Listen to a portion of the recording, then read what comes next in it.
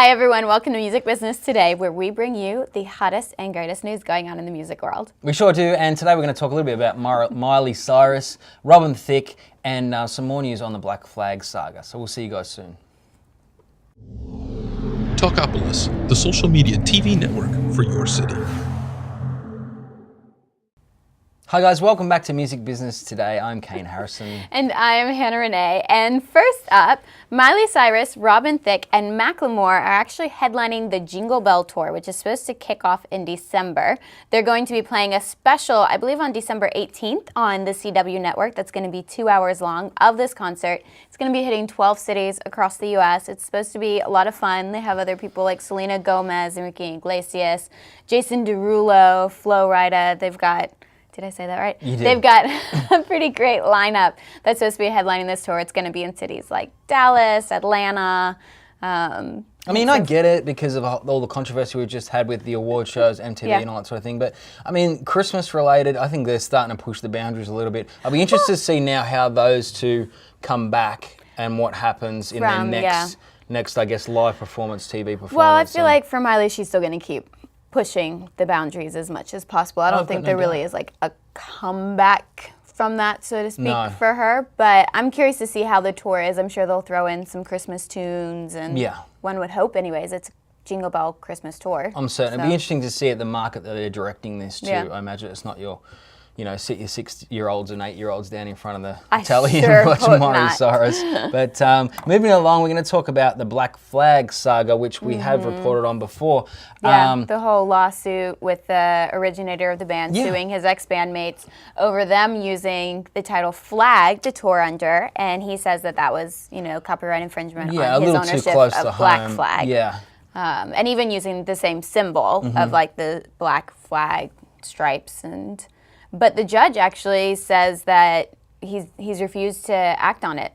Well, I think that it's interesting because of, it's not like it's something, it's the word flag is pretty, they're saying it's as common as aspirin. So, well, and the judge said that, they've had all these people make merchandise that wasn't copyrighted by them. And the judge basically is like, look, if you'd have enforced your copyright rights then, I might have looked at this case differently, but you haven't enforced them yet, so the fact that you're standing up now to try to take ownership of this, you lost that a long time ago when you didn't go after the first guys that infringed upon this copyright.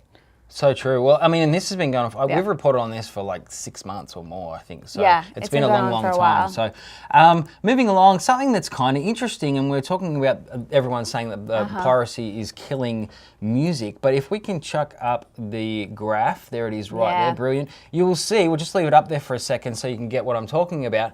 In the bottom section, you can see that the recorded music has dipped, that's the orange one, and then you'll see that the others have slightly risen. So overall, it seems that everyone's complaining about the fact that recorded music has gone down, but if you combine all that revenue, so publishing, and you also combine the concerts that have taken a dramatic raise, which is the green one, you can see up the top that the total of that hasn't actually been too bad. It hasn't dipped down as far as most people have thought. So it's really interesting, and I know that we concentrate so much on the fact that recorded music is going down, but we always talk about that if you're an artist now, especially an indie artist, you have to think of new ways to get your brand out there, new ways to sell your product, and to get amongst it. So things aren't quite as grim as one would seem. Well, according to that study, yes, but then Godrich has actually jumped back in. He's all about not disliking Spotify and all of this streaming-based stuff and how it's really affecting the music industry. And he basically jumps in and he's like, these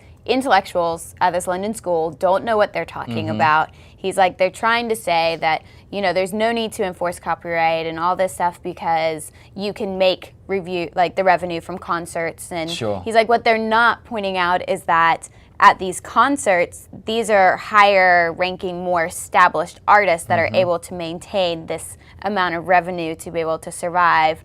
But for the smaller bands and less known indie groups and stuff, it's a lot harder because they can't charge whatever they want for ticket prices. That's right, because there's the Live Nations and everyone get a hold of it and they have to cut deals. But here's something interesting.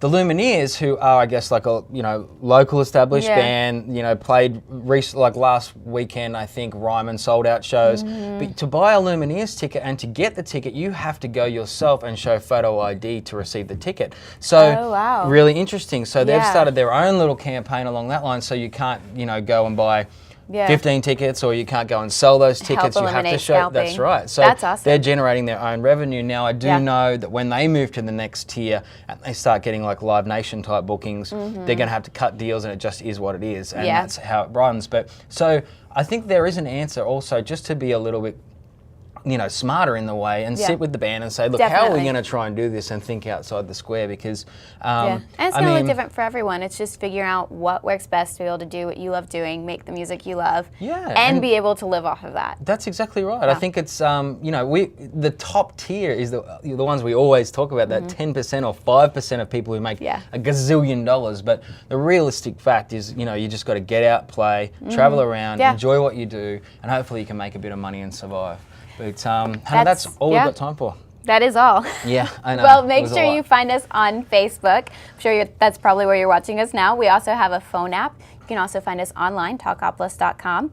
And we look forward to seeing you guys next time. We do. See you guys.